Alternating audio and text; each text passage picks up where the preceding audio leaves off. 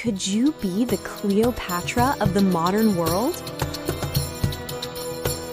If you are judged for being strong today, if you are called too much for standing up for your rights, if you are seen as a threat because you are intelligent and successful, know this: 2,000 years ago, a woman had to fight to survive for the exact same reasons.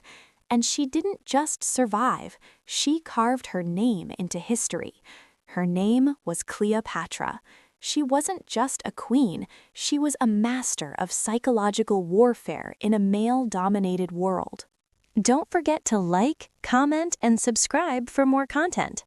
In today's world, being a successful woman often feels like walking a tightrope. When you are competent, you are labeled cold. When you are empathetic, you are seen as weak. Your success is rarely attributed to your intelligence, but rather to luck or connections. Does that sound familiar? This psychological battle didn't begin yesterday. 2,000 years ago, a leader who became the target of history's greatest reputation assassination stood at the center of these same pressures: Cleopatra VII. She was not merely a queen, she was the earliest and most formidable strategist of the struggle modern women still face today. Today, we will explore how Cleopatra's survival strategies in the ancient world can be transformed into psychological armor for the modern woman. Cleopatra was born into the Ptolemaic dynasty, where the principle of kill or be killed ruled. Sibling murder and betrayal were practically traditions within her family. Modern psychology tells us that growing up in such an environment creates a state of chronic hypervigilance. The toxic competitive atmosphere of today's corporate world produces a similar kind of stress. Cleopatra's strategy here was rational self-preservation. From a young age, she understood that she had no true allies at home. Instead of reacting emotionally, she analyzed her environment like an engineer studying data. Neutralizing her siblings was not the result of cruelty, but a cold political necessity for survival. In the modern world, this translates into separating personal emotions from strategic goals and using emotional intelligence as a defense mechanism rather than a vulnerability. Cleopatra's greatest weapon was what psychology might call adaptive molting, the ability to shed and renew.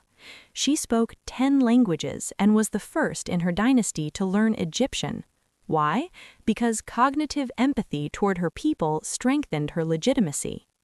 Today, successful women face a similar double bind: be a strong leader, but also be warm and approachable. Cleopatra turned this polarized expectation into power. She could debate Roman law with a Roman envoy and appear as the goddess Isis to her Egyptian subjects.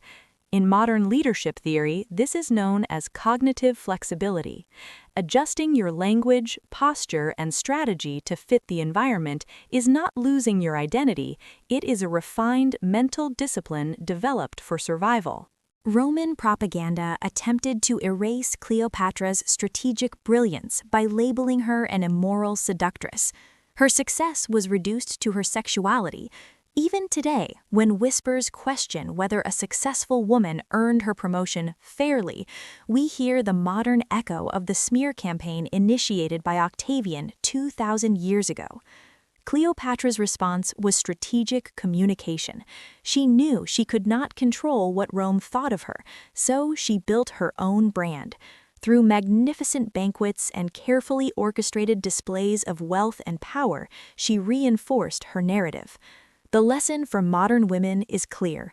Do not silently accept the stories others write about you. Build your own narrative with your data, your achievements, and your presence. Cleopatra's suicide was not surrender. It was a final act of control.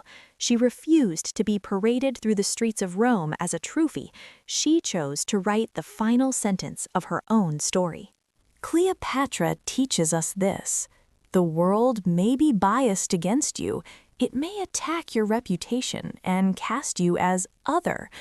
But your intelligence, adaptability, and strategic discipline are fortresses no one can take from you. She inherited a bankrupt kingdom and transformed it into one of the most powerful economies in the Mediterranean. Today's successful woman carries Cleopatra's legacy, shining under pressure and defining her own rules. Which of Cleopatra's strategies would you use to overcome the psychological battles you face today? Subscribe for more content.